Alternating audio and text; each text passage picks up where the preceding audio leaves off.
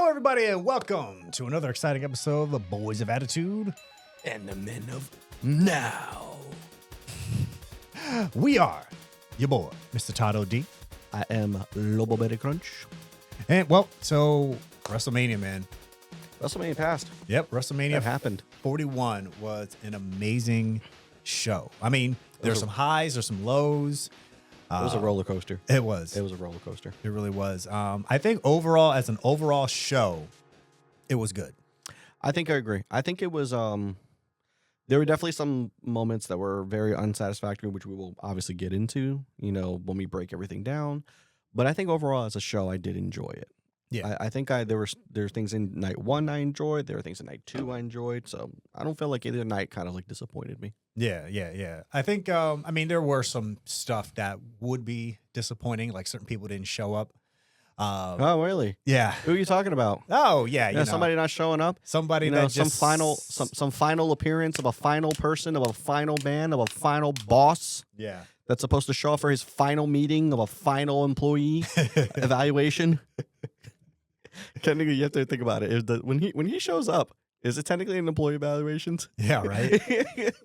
Oh man, but we'll get to that one later. So we're gonna talk about. We're just gonna go through tonight. We're gonna talk about like how we felt, for different matches and everything. And we'd start off. First one we had Jey Uso versus Gunther. That started off night one. I thought that was a great way to set the vibe. It did for everything. And one of the big things about it too was that the way they balanced it with because you have both world titles on a line, one for night one and one for night two. Mm-hmm. And they put the more feel good, happy ending story for the first night to get everybody feeling good and enjoying themselves and everything. And then, we'll talk about what happened night two afterwards. It was definitely, as far as like a match spectacle, it was definitely a great match going back and forth. I don't care what the ending. The only thing I can say is, yes, I kind of wish the ending lasted a little bit longer. But as far as like the come up story of Jey Uso coming from a tag team member, being able to build himself up all the way to becoming this main event scener, to the yeeting in the crowds and the way that he just connects with the people, you can say that Jey Uso arrived. Yeah. And I mean, he arrived. Yeah. He definitely will. He have a long title reign. I don't know. I'm not trying to sound mean when I say this. I don't expect it to be too long, but I think, will it be a fun title reign? Was it a good ending to a good story with him being able to finally capture a title that not even his father held? Like very few members of his family held a world title. Yeah. And he gets to be one of the few that can say, I made it, Us. Yeah. And I'm so happy for him. I mean, the family's huge. I mean, you have Yokozuna, Mm-hmm. you have Roman Reigns, Mm-hmm. you have him, you have The Rock. I mean, Umaga was world champion at one point, wasn't he? Wasn't he world champion? No, I don't think so. I thought know, Umaga was only IC champion. I could be wrong. Yeah. I thought he captured one world title. But I could be wrong. I'm pretty sure Umaga was IC champion. So, but at least it also makes Jey Uso, he only needs one more title. Yeah. And becomes a Grand Slam, because now he's a Triple Crown champion. He's a tag champion. He's won one of the mid-card titles, so he was IC champion, and now he won one of the world titles. Yeah. So only needs one more title, and he becomes a Grand Slam champion. Yeah, that's it. And that's also one of the very few monarchies that you can say that is very rare, even in his family. Yeah. So congratulations to Jey Uso on How did you feel about the finish? The same way as you. I mean, I felt like it should have went a little bit longer. But I think at the same time, either it could have been a couple of different things. It could have been they are running short on time, so they're like, okay, we got to get this over with. Or it could have been like, they're trying to sell that Gunther was just so beat up after getting slammed and splashed that he was just like, you know what, forget it. I can't do this anymore. Jey Uso powerbombing him was honestly probably one of the biggest shockers for me. Yeah. Like, and it's not to say that I don't think he's a strong man. He's definitely a strong man. But he picked up that big Austrian man and powerbombed him very, very hard. Straight to hell. And then it was multiple Uso splashes. And then obviously I know a lot of the internet's are going to disagree with me. I think it was a perfect way to come back at him by having him put him in the sleeper and choke him out. Yeah. I do wish he held on a little longer, but honestly, I think it was a big homage to an homage to like, you did this to my brother and you've done this to me. Yeah. Now, how do you like it? Yeah. 100%. So I think the Jey Uso and Gunther match was a great match. So. I think it was great. Congratulations to Jey Uso again. All right. So what do we got next on here? Oh, World Tag Championships. Now that was a lot. That match was actually a lot of fun. It was. I just wish it had more build. Yeah. It was a well put together match. The build wasn't there, but at the end of the day, we got two great things. We got the New Day becoming having the most tag team championships out of any tag team in WWE. They got that accolade, and the Kofi Kingston face. That's now a meme. Yo, we have got this was the Mania of memes. Yeah. Like the faces that came out of Mania. Like I scare the crap out of you with the Jacob Fatu. Yeah. You know what? You just put it up on the screen real quick. Just put it up on the screen for just a second for everyone to see. And like, there you go. You know, if he did it, he did it. If he didn't, he didn't. But oh my God, the memes of these faces are absolutely crazy. I think it was the problem with the match. I feel like nobody was invested in it, and I think that was the issue. You got two great tag teams, and I'm just going to speak from that point of view. Yeah. You know, the War Raiders are a phenomenal team. You know, two big men. You know, that are able to do things that you don't expect really big men to do. You know, watching Ivar be able to do a moonsault as big as that boy is. Like, I can't lie to you. When I see him do a moonsault, I was like, oh. I am terrified for the person that's underneath him. That's a whole lot of man right there. That's a whole lot of man meat right there. That's a whole lot of man meat. Like to quote Big E, that's a lot of big man meat slapping. You know, but you know, there's that, and then you know, Eric's really good in the ring, very good technical wrestler. He definitely can see the balance between the two. Yeah. And then we obviously have the New Day, two of the best in the business. I'm gonna say I love the New Day. Yeah. I'm gonna say it. I know that they turned their back on Big E, but I still love the New Day. Yeah. I like the New Day. The New Day. I love it. They actually have a solid entrance song. Oh yeah, their entrance theme. That thing. I'm like, okay, yeah. This is one of the very few Death Rebel ones got right. Hey, you know what? We'll chat on that one. We'll chat on that on another episode, but yeah. That track hits. I think the finisher also was what was needed. Like I know you're probably gonna hear this as a running thing, but apparently a lot of people were really disappointed with some finishers, the way they ended in the WrestleMania matches. Personally, I think it ended the way it needed to. You had Kofi and Xavier cheating to win again, you know, with them cheating and knocking Eric off the rope, and then Kofi holding down Ivar's leg, so you know Woods could get the pin. I love that Woods got the pin. Yeah, I love that Woods got the pin. Salud. I think that it's definitely cementing their like heel turn now. Yes, I wish there was more build, but you know what? I'm about the New Day. Hey, so you know, I give that one. Maybe we should start doing like grades or something like that. Like, you want to do that? Grade A, or you know, with maybe 10 stars, like okay, out of 10 or something. We can do that. So I will give. So we'll give Jay. Would you give Jay? Run back to Jay. I give Jay Uso solid 9. I'll give it an 8.5. Just because I wasn't happy with how fast he got tapped out, so I'll give it 8.5. It's 8.5 out of 10. So New Day winning. Despite the match not having a good build, I'm gonna give it an 8. I'm gonna give it an 8. I agree. I can give the New Day a solid 8. That one was good. Yeah. Okay. All right. I'm about that. All right. So now we have to proceed with caution. Ooh, this one was a good one. Jade Cargill and Naomi. So these girls were rocking it. And I had to point out to my brother who was visiting when we before Mania and stuff that this was one. It was a historic in many fashions that it was two women in WrestleMania, no title, it's just a grudge match. No stipulation. Nothing. So this was the first of its own. Two black women too. So it's just like, okay, cool. Like crossing all these different barriers. We love to see it. And really really pushing it forward. And not only that, I mean, they put on a great show. It was a phenomenal fight. It was I was invested in this fight. Oh yeah. And I was the one pulling for Naomi. You know, I wanted Naomi to win, but Jade definitely, you know, it was definitely a good slobber knocker. You know, definitely back and forth. These women were hitting each other hard, hitting each other fast. Like it was a really good fight. Like it didn't just feel like a match. It was definitely a fight, and I loved it in every way. They both look fantastic. Both their attires and everything look great. Jade Cargill's entrance was just absolutely cool. Yeah. Like that like the weather report thing. If you haven't gotten a chance to see it, like go back, watch the video of the weather report. First we were giggling about it. I'm like, wow, this is really kind of cool. And then there's a part of the stage where it shows like her silhouette, and she just ascends from down. You know, she comes down, Yeah. and then you hear and a storm is coming. She came out. She looked great. Yeah. So both women definitely put on a great show. Definitely contenders for whatever world title or women's title they go for. I definitely say I give it a 9.5. You give it a 9.5? I'm gonna give it a high one. That's a 9.5 out of me. Okay, all right, so that's solid. I'm back and forth. I can 100% give it a 9. I'm teetering. I might shift it later, but it's a solid 9. If they would have gave Naomi a more customized entrance, I think I would have gave it a 10. Oh yeah. So I'm gonna give it a 9.5 though. Okay. All right. All right. United States Championship.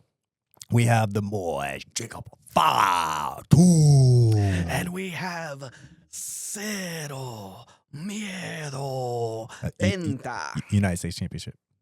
Oh wait. Oh yeah. I'm sorry. I got excited. I'm sorry. I got excited. United States Championship. It was Fatu in LA Knight. LA Knight, yeah.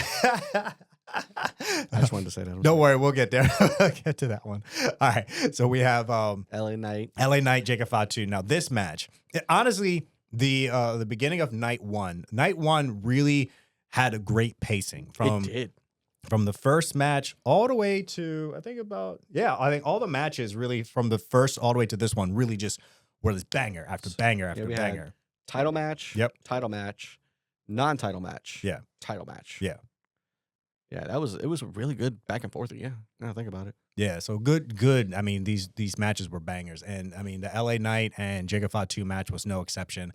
I mean, I was really impressed with how they both really conducted themselves and went through everything. I mean, they did kind of mess up on a super BFT when Fatu did like a moonsault and stuff, but they still were able to sell it. I mean, I was like, oh. I mean, I'm gonna be honest with you, I didn't catch it the first time. I didn't catch it the first time either. It took me a minute to look at it, but it looked like he caught him with the BFT. Yeah, it really did. So good camera work. Good camera work. Props to WWE on keeping the illusion alive, and the I mean that match was just.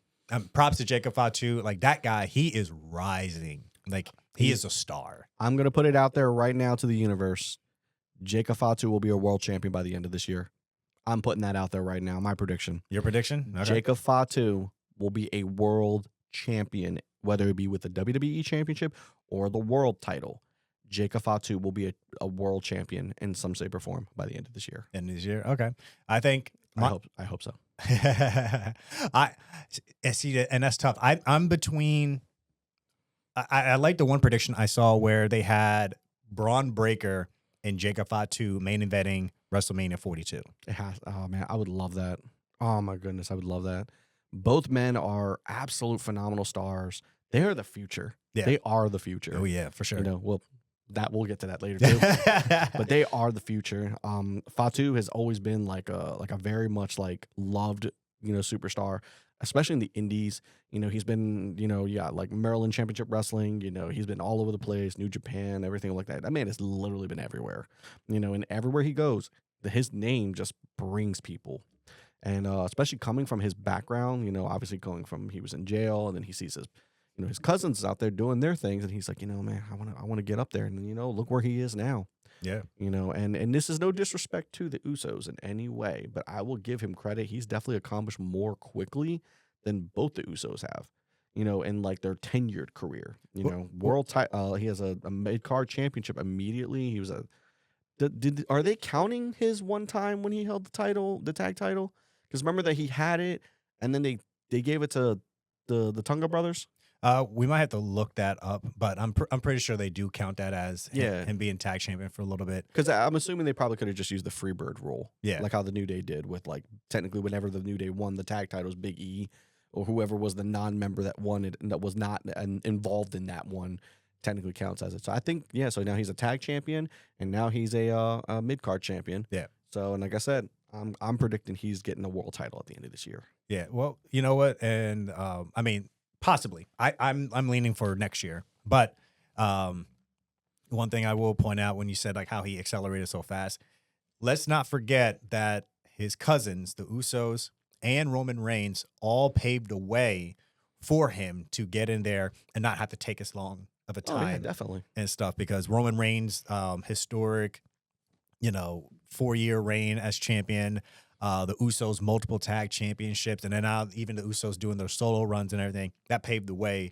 for him. I mean, and don't get me wrong, he's just raw talent too. He is. He is absolutely raw talent. In the ring, on the mic, we literally joke all the time when we talk about his things. I'm gonna beat your ass from post to post. I'm all gas, no brakes. I'm off the leash now. I'm gonna go get it now. Like, you know what I mean? You quote him. Yep. So, So back on. Also want to give props to LA Knight too. LA Knight has definitely been a very, very good champion. I don't care what anybody says. I think the man is a phenomenal.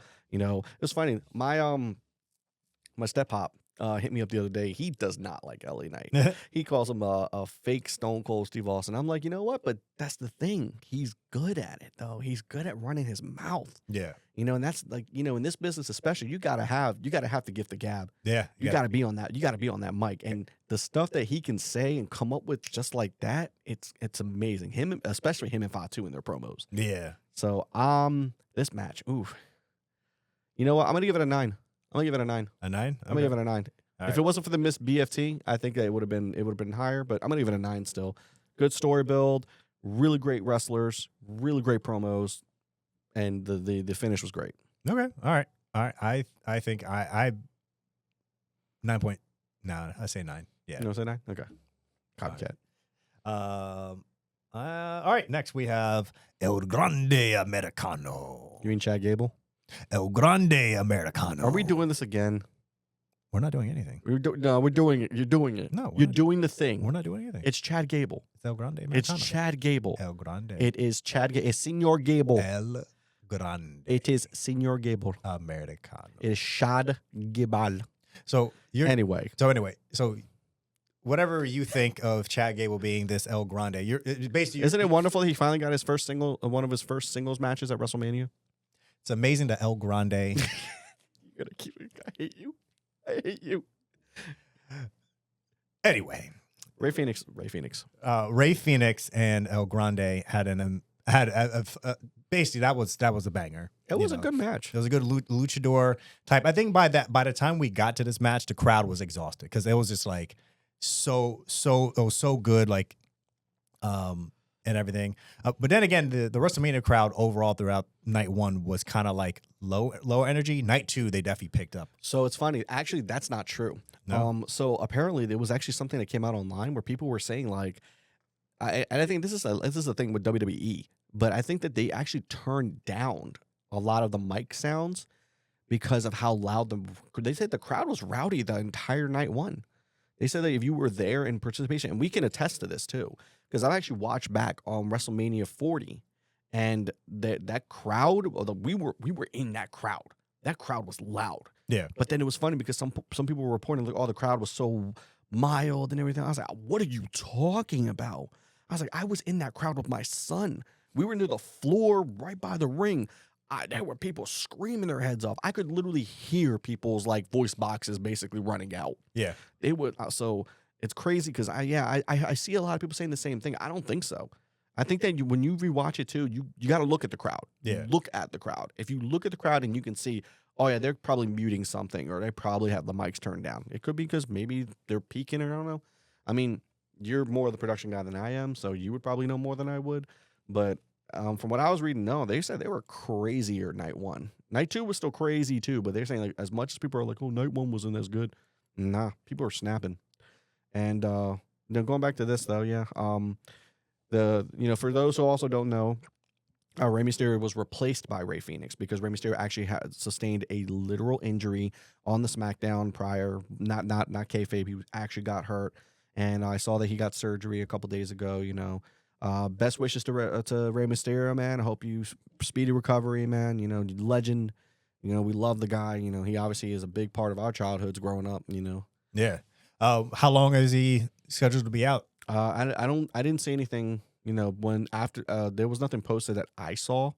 I just saw that he posted a video on Instagram posting like saying like, you know, he loves everybody. He appreciates all his fans. He appreciates everyone accepting Rey Fenix as his replacement, you know, and he, you know, he really, really felt like he let everyone down because obviously it was the night before WrestleMania that he got hurt. So and I can imagine for any of these superstars, it's like gotta be like the worst thing ever. So, but at the same time, you know, his health is important and that's what we should care about the most. He, you know, so again, well wishes to Rey Mysterio from us over here. He actually, from what I was reading, they were planning on redoing his original like shoot up from the sky entrance. Yeah, I saw that they I saw somebody saying that. That would have been so cool. Yeah, that would have been awesome. Who's that jumping out the sky? R-E-Y Mysterio. Here we go. So cool. I feel a little conflicted though with Rey taking a pinfall at Mania. Now, granted, you know, I know we're talking about Rey Fenix, not Rey Mysterio, but like I get it. Like obviously, the problem is that you have two superstars basically making their like singles debut at Mania because we looked it up. I think for Chad Gable, he's only been involved in like tag matches and multi-man matches up until now. So this was like his first actual match, you know, at Mania singles. Yeah, El Grande. Anyway, and obviously, like you know, his gimmick right now with El Grande Americano as Chad Gable, is still doing very well. Are you telling me that Hulk Hogan is Mr. America? Don't you dare! Don't you do that? We all know. And how dare you say that name on this podcast? How dare you? Wait, wasn't there somebody else that did that too? Who was the other wrestler that did the mask gimmick? There's somebody else out there. There's Air Generico. There's Juan Cena. No, Juan Cena. That's the one I was thinking about. Yep, Juan Cena. That was another one. Oh man, these gimmicks are good. Oh my goodness, it's all the American-esque characters too. Oh goodness! I saw a picture. I saw a meme online. It was all the greatest luchadors. It had Juan Cena, El Grande Americano. It's so funny. I was like, wait, these are all white guys. So you're acknowledging that he's a white guy, huh? Oh, wait. What was that? Did you just break kayfabe? Yeah, I broke kayfabe. But anyway, yeah, it was a great match, great banger of a match. You know, everything was great. The match both did very, very well. Yeah. You know, congratulations to Rey Fenix having his first WrestleMania match. I mean, he literally just showed up like last week. He's like, all right, guys, hey, we already made it. Oh shit, all right. Yeah, 2 weeks in, 2 weeks into his debut, and he got a Mania match. You know, because a lot of people were thinking that Dragon Lee was going to replace him, but honestly, I think Rey Fenix was the better choice. So where I have to say is I think on the star power, Rey Fenix was the better choice, but on the personal vendetta and relationship, it should have been Dragon Lee. Yeah, I mean, I can kind of see that. I mean, oh damn, this is the second one he got pushed out of. Yep, because Carlito took him out of last year. Yep. And that's why I'm like, oh, are we gonna see a Dragon Lee heel turn possibly? Possibly. He gets angry enough. He's like, I'm tired of losing my Mania matches. So, I mean, Dragon Lee versus Rey Phoenix. That would be good. Any of these luchadors fighting together is good. These guys can put on bangers. But the only problem I have is obviously, and this is not their fault, but obviously because they didn't have enough time to obviously put the match together fully. They literally had less than 24 hours to do it.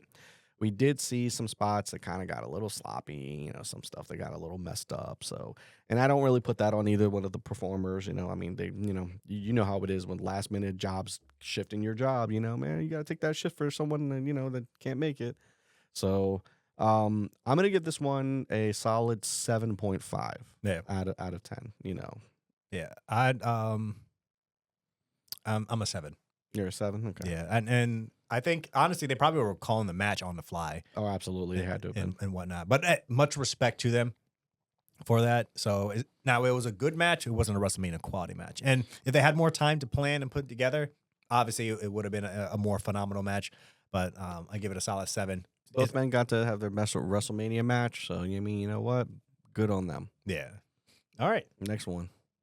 All right, we have the WWE Women's Championship match. Now, this one, This one is a mess. I was happy with the result, but the overall match, oh man, Charlotte Flair just really,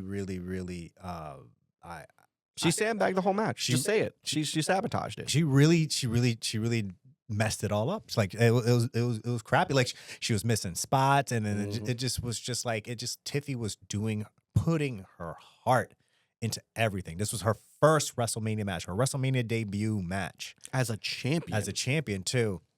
Happily, like I've been saying in past couple episodes, I did not want Tiffy to lose, but I think Charlotte was probably sandbagging her because she was upset that she wasn't going to win and everything like that. I mean, Tiffy looked like she got the dog poop beat out of her and stuff. It's absolutely sad to say that the winner of the match literally looked like she was in a boxing match and the loser walked out with less welts on her body. It was disgraceful. And I'm sorry, I'm going to be a little mean about this one, but it was disgraceful. It was disrespectful to not just the fans, but everyone in the industry. It was shameful. It was just a disgusting display of just that nepotism that she loves to be known for now. Honestly, I think that Charlotte needs to leave WWE for a little bit. I think she needs to be off camera, and I think she really needs to get her head out of her ass. Honestly, and I know maybe I might get some slack for that comment. I'm fine with that because if I've rewatched multiple angles of this match. I've had they're the absolute beauty of YouTube. People will research and look at everything, and you can literally see. There was one guy that was actually I'm gonna try to see if I can find the video again, and I'm gonna post it on here. But he actually literally zooms in, and you can see the spots where Charlotte is just sandbagging her. There's a spot where she's trying to go for a suplex. You see Tiffy's like struggling to get her to lift up, and you see Charlotte's like pushing her body down, and you can see it too because the mat's bouncing around Charlotte's feet, and you can see it. These missed spots are just ridiculous. Like, you were supposed to be a veteran of like close to a decade, like a little over almost a decade now, isn't she? I think so. Yeah. Yeah, like you are, like not only that, but your father. Whether you think whatever you want about Ric Flair, and I'm not a huge Ric Flair supporter, but like your father was supposed to be one of the most well-known people in this industry, and you just did that. That's what you do. You take this young talent and you make her look like an absolute amateur. And thankfully, and all the credit to Tiffany Stratton in the world, she carried that match. She kept trying her hardest. You could see that girl put her heart and soul into that, and she made sure that she kept that match going. And I could tell, like, that, and there have been many instances we have seen, where people have like walked out of matches like that. There've been times where we've seen it on like both like WWE and TNA and stuff like that, where we've seen matches just stop. And we don't have any idea what really happened because obviously we're not behind the camera. But then you find out a report later that somebody just decided like, nah, I'm done with this. I'm not doing this. What was it? The one, what was it, a couple years ago when Jeff Hardy came to it was Sting, wasn't it? Oh, that was on TNA. Yeah, it was on TNA where like Jeff Hardy showed up and he was like all messed up and drugged up and everything. He was all drugged. Yeah, and they were just like, nah, we're not even having this match. They just like, and it was for the world title. He was the champion. Yeah. And they were just like, nah, we're taking the title belt off of you. We're punishing you. This is absolutely ridiculous.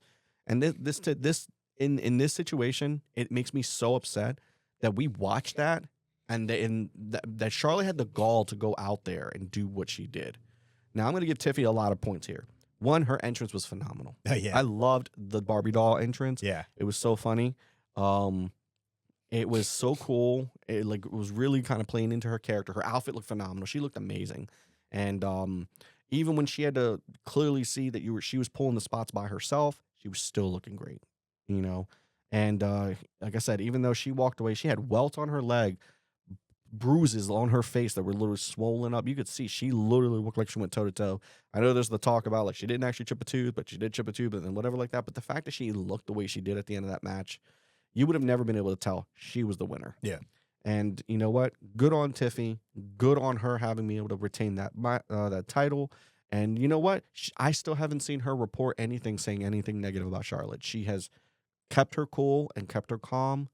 I've seen a lot of people post a lot of backstage heat with Charlotte, and a lot of people really upset, both fans and producers on backstage with Charlotte.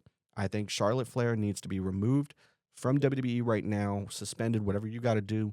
We do not need Charlotte Flair right now. Yeah, I think, and that's probably why she's come out, start talking about that she wants to change her character up.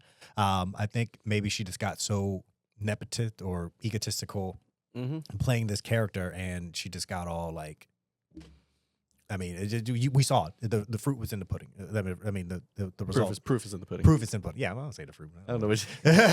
No, and it's worse that she has history. Yeah, like, I mean, we've seen it plenty of times where she's had like little like tantrums and stuff. Like when the title exchange with her and Becky. Yeah, they were supposed to exchange belts, and she threw the belt, threw it on the floor. Yeah. Like, come on now, really? Now the truth of the matter is, I always suspected that wasn't like, I was like, oh, maybe that could have been like, you know, part of the whole thing. They don't like each other stuff. But then I read Becky's book, because, you know, your wife was one that told me, like, you know, it's in the book too. Yeah. But there's a whole bunch of that where she actually discussed like her relationship with Charlotte, and she talked about how there was always like that backstage, like, you know, headbutting because of Charlotte's ego. You know, she was always a very jealous person, and then that was a real thing, that she just threw the belt, and it's like, come on. Yeah. When the cameras are rolling, the whole point is you're supposed to put on the show. You're supposed to be putting the story on. Keep your ego in the back. Yeah. You got a couple years still in you. You can definitely get another title run. Shut up. All right. Well, so, I mean, I'm unfortunately, just based off how the whole match, honestly, I had to give this match like a 5. I give it less than that. I give it like a 3, dude. A 3? A 3. I'm sorry. And it Okay. makes me feel bad. And that's more on Charlotte because of that than Tiffy. But still, again, congratulations to Tiffany Stratton on retaining your first big WrestleMania win with the title. Yeah. Congratulations to you. All right. And then now we have the main event of night 1. And honestly, you know, Lobo, I think it would be good that we break this up into 2 videos.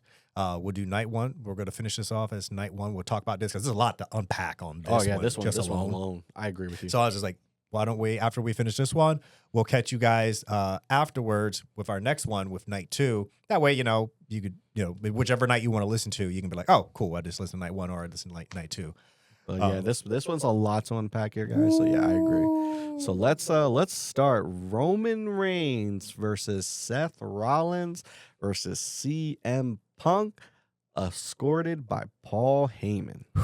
Man, first off, everybody's entrances was crazy. They were phenomenal. I mean, my favorite one was definitely Seth Rollins, because Seth Rollins definitely showed he came in the all black with the flamethrower. He's burned it down, and then the lights goes out, and he gets rid of the black and goes to the all white. It gave me that the shades of Shawn Michaels when Shawn Michaels versus the Undertaker.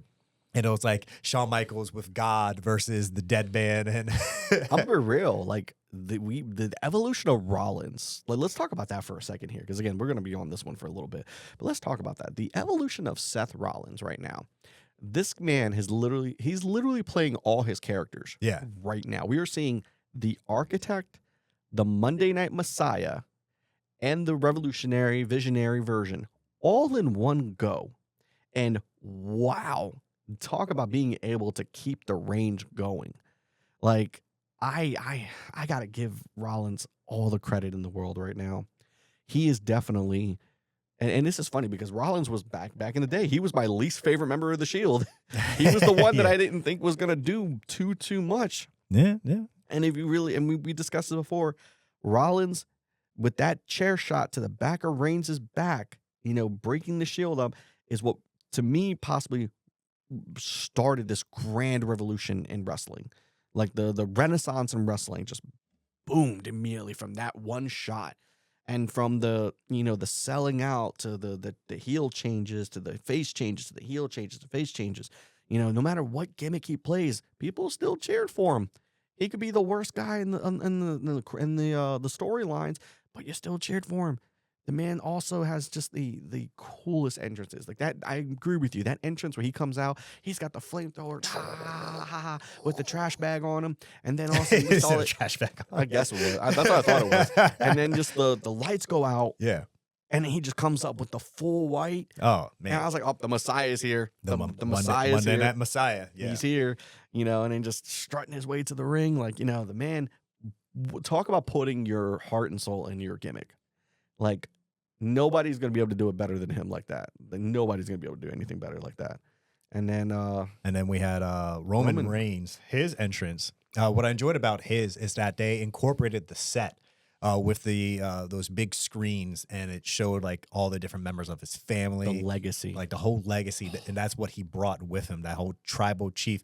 And it's like the chief and his tribe right there. Yeah, and it was showing that this is what he fights for. Like he fights for that legacy and everything. And it was heartwarming just to see that, like, he was honoring all those people in his family. And again, for those who didn't, who probably thought, because I know we're also used to WWE back in a while ago, like, you know, when they used to use like the really I'm gonna say crappy, like 3D modeling and stuff. Like, those weren't models; those were literally the screens.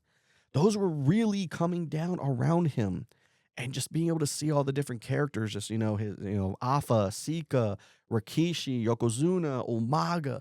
You know, we're watching all the Rock, everybody. We're seeing everybody in his family just flowing. It's almost like literally the entire family was walking him to the ring. I think it was such a beautiful moment, and I think that it shows one big thing too, and that is that Roman Reigns does not need a title to still be the draw that he is. No, that man with Seth is also. I feel like that also applies to Seth, but Roman Reigns can walk to an arena, go in that ring, and main event it with no title, and still be the tribal chief. That is 100% right there. And there's very few people who have that kind of stature, you know, guys that like aura. That aura, you know, Roman Reigns, Rock, Stone Cold, those are all guys. I mean, even John Cena, I mean, he's a guy that, you know, he doesn't need a title. You know, even Triple H, Shawn Michaels, Undertaker, like those kind of guys. Yeah. You get to that point in your career where literally a title is just another accessory. Yep. The man doesn't make the title at that point. You know, no, the title doesn't make the man at that point. The man makes the title. Correct. Yeah. And he definitely proved himself as the OTC, the tribal chief. I give him all the credit in the world. 100%. Then we had CM Punk. I mean, his entrance was so much fun. My favorite entrance. Living Color. Even through the dark. Oh yeah, and that whole my god, promo, hearing the Kill Switch Engage song, I was so hyped. I was like, I loved it.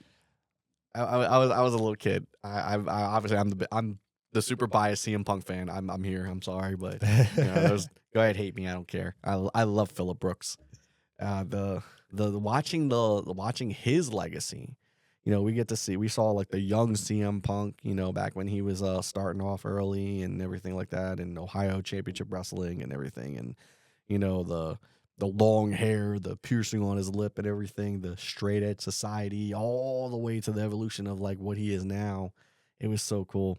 And like we got to hear both of his entrances, obviously, because that song, that was, oh my god, I got chills when I heard it. And then immediately being able to see Living Color, come out and do the Cult of Personality, you could see that man was a kid in a candy store. Oh yeah, I mean he's doing it up. That was he finally did it. His main event at WrestleMania, he finally got it, and it really gives a testament to Triple H. That Triple H, even though him and CM Punk have had their differences and stuff, they were able to squash that. I mean, I've been reading about Triple H has actually found CM Punk as one of the better people to come up with ideas with and talk about, like, you know, everything and such. So, but that was the problem McMahon had with him. He had ideas, right? He had ideas, and his ideas were better than his. I mean, there's always been like the rumblings backstage that the problem with McMahon was that he just didn't like that the fact that other people came up with things that he couldn't come up with. So they say like that was one of the reasons why the Fiend was so like it was so beloved, like, or just like Bray Wyatt as a whole. Bray Wyatt was such a loved character as a whole, and that's why like Vince consistently went to squash him, because he was like, "You're too creative. I didn't come up with this, so no." And then when he came up with the Fiend gimmick, that was all Bray Wyatt. Bray Wyatt working with the costume designers and everything like that. He did all of that. And again, Vince was just like, "Oh well, you know, this is stupid." You know, it's like, nah, that was one of the coolest gimmicks I've ever seen. Yeah. You know, but Yeah, going back to Phillip Brooks here, CM Punk, man, the guy, man, being able to see him come out at WrestleMania was just absolutely a treasure for me because I was like, man, hell froze over. When he first came back, that was the line. Hell froze over. He returned. And not only did I get to watch him return, I got to watch a main event WrestleMania. Yeah. And I'm so happy I got to see that. And then that callback of him and Paul Heyman coming out together and the watch clobbering. It's clobbering time, Good. So let's stop glazing the entrance. Let's talk about the match, man. Oh my goodness. I mean, this match had near fall after near fall. It had finisher after finisher. It had great setups. It had Seth Rollins trying to reunite the Shield against CM Punk, and it looked like Roman Reigns was like ready to do it. And then next thing you know, Reigns said, "Nah, forget this." Boom! And then he still powerbombed CM Punk through the table.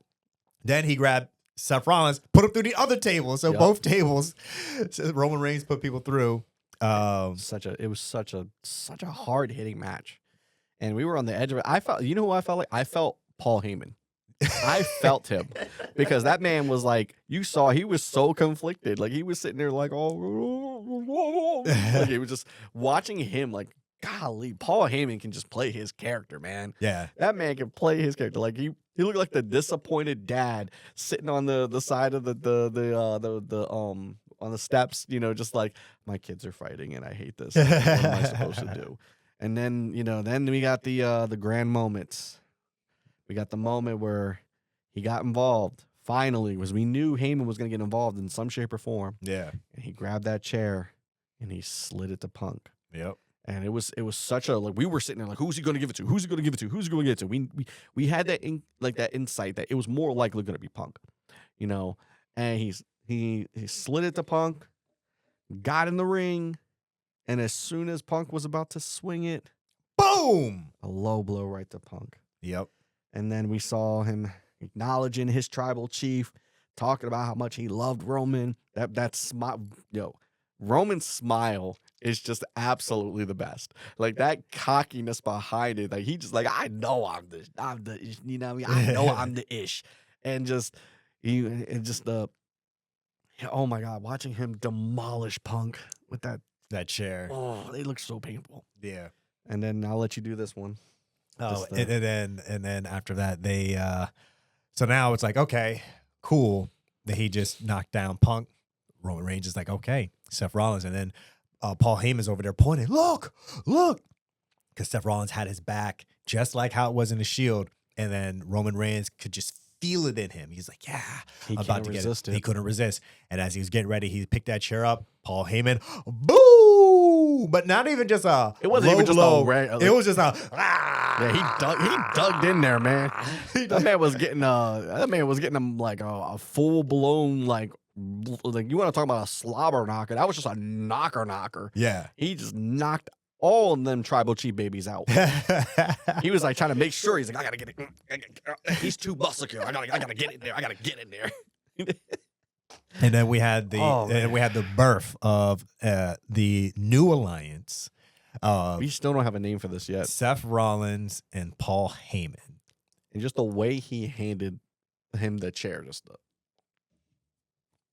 Yep. Like just Paul Heyman, you son of a gun, you dirty dog. Oh man. Oh, before and I mean Seth Rollins wins it. He closes it out. So now, and I love the way they ended it with Seth Rollins walks out with Paul Heyman. Then they do like the cut, like the logo and everything. And then after that, if you stayed and watched afterwards, then you would have seen, okay, then Roman Reigns walked out. Like Roman Reigns and CM Punk just sitting there like, wow, I can't believe I have it. And then Roman Reigns walks out. Then his music hits, so he gets a chance to get his music. And then CM Punk's music hits, and then he gets to walk out and stuff. And I thought that was cool. I forgot to mention one thing earlier during the match. That spot when Roman Reigns went for the spear and Seth Rollins jumped and hit him with the pedigree. I love that spot. Poetry in motion. Seth Rollins is one of the few people that have perfectly countered the spear into a pedigree like that. That's so good. Yeah, that was an amazing spot. So this match will be my first 10. It's a 10 for me. It's a 10. This match was absolutely perfect from the story, the build, the entrances, everything. This was a 10. It was solid 10. Solid 10. And now we get to, we get to see where things go from here, man. Because the one thing that I've learned with Triple H is that his stories don't end at Mania. No. Like, a lot of people kind of go like, well, I know that we're so used to that, but like, his stories don't end at Mania. This is just the beginning of everything. Yeah. And this is the next chapter in the storytelling. And I'm so excited to see what comes from this. Chapters end at Mania, but the story keeps on going. Oh, absolutely. All right, cool. Well, that's it for night one. That's it for night one, everybody. So thank you all for joining us, and stay tuned. Night 2, I'm going to put a link at the end that you guys can just click on it. Boom, takes you right over to night 2. All right. Well, anyway, catch y'all later on night 2.